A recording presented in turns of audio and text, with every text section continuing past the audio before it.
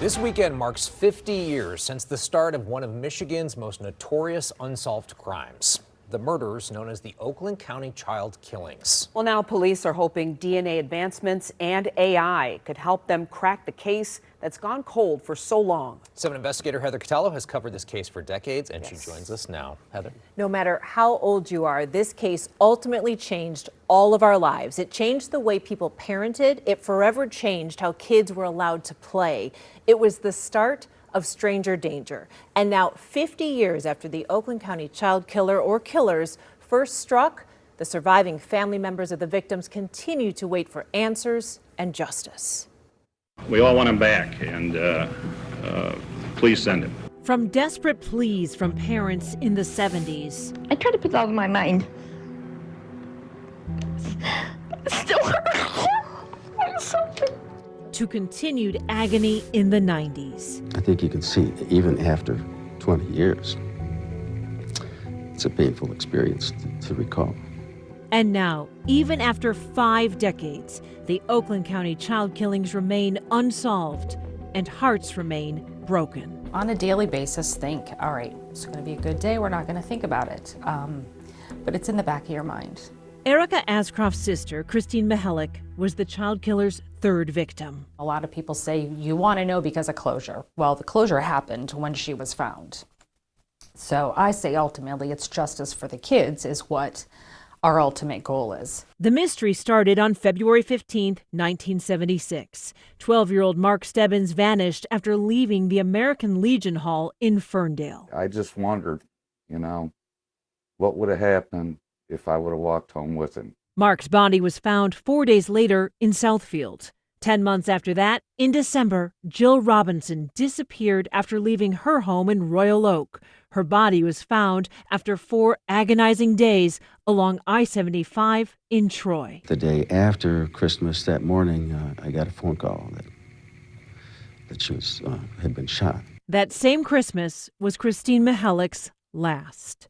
On January 2nd, 1977, after helping her mom take down the Christmas tree, 10-year-old Chris begged to go 2 blocks to the 7-Eleven near her home in Berkeley in search of a Teen Beat magazine. And my mom told her no initially because it was not safe to cross 12 Mile. And eventually Chris asked enough, and my mom eventually said yes. And so then that was the last time we saw her. Chris's body was found 19 days later, left in the snow on a quiet street in Franklin. At that point, police suspected they had a serial killer on their hands, and a task force was formed. Then in March, Tim King was abducted after going to a drugstore just blocks from his house in Birmingham. He was quiet. He had his skateboard and came in, bought some candy. A massive manhunt to find Tim was now underway. You feel this individual looks so normal in the community that no one suspects him as being the abductor. Cars were stopped, homes were searched, and the tips poured in, but not in time.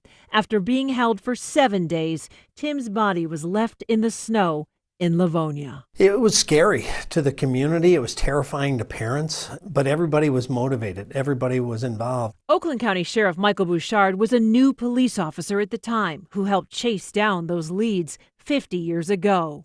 While the Michigan State Police say the case is theirs, Bouchard says he has his own detectives assigned to it because solving the case is a top priority for him. So it's still very much open. It is specifically assigned in my special investigation unit, and I'm constantly asking them repeatedly, based on technology changes or other kinds of things, is there anything else we can try, anything else we can do? While many suspects have emerged over the years, Bouchard says he hopes DNA and genealogy advancements and even artificial intelligence could help crack the case. I actually talked to one of our lead detectives day before yesterday about an AI model ingestion capability that can go back and look at all of the data points that you put in and, give you a different look. Mitochondrial DNA has connected some suspects to the case, including Arch Sloan and Christopher Bush. But to date, there is no definitive nuclear DNA match.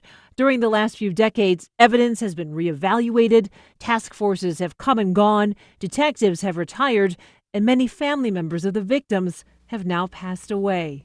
The surviving relatives say their families have often been mistreated by prosecutors and police, prompting some to suspect incompetence or worse. Ascroft says no one from the state police has contacted her family in years. There's been no communication from law enforcement in any capacity. I think the last time my mom or myself would have received a call from anyone would have been either 2016 or 2017. And since then, not a word. Bouchard's detectives, who are taking a fresh look at the case, say they now plan to reach out to the surviving families. What can you say to them to reassure them that there's not some cover-up?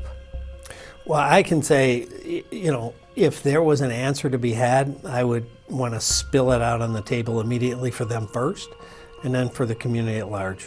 Absolutely, 100%, no time delay. They deserve it. It's the right thing to do, and I got into this business to protect kids. A spokesman for the Michigan State Police told me this is still an open case and they are evaluating evidence as new technology develops. When I asked whether anyone from the state police had been in touch with the families, I was told detectives would reach out if there's an update. Both the state police and sheriff say if anyone has information about this case, even this many decades later, they want to hear from you. I have information at WXYZ.com on how you can get in touch with law enforcement, because you never know, somebody might be ready to talk. And genetic genealogy has done a lot in recent times. Yeah. It's incredible to see this agony become part of family history. It's horrible. Yeah. They need answers. Thank you for following this all these years, Heather. Of course. Yeah.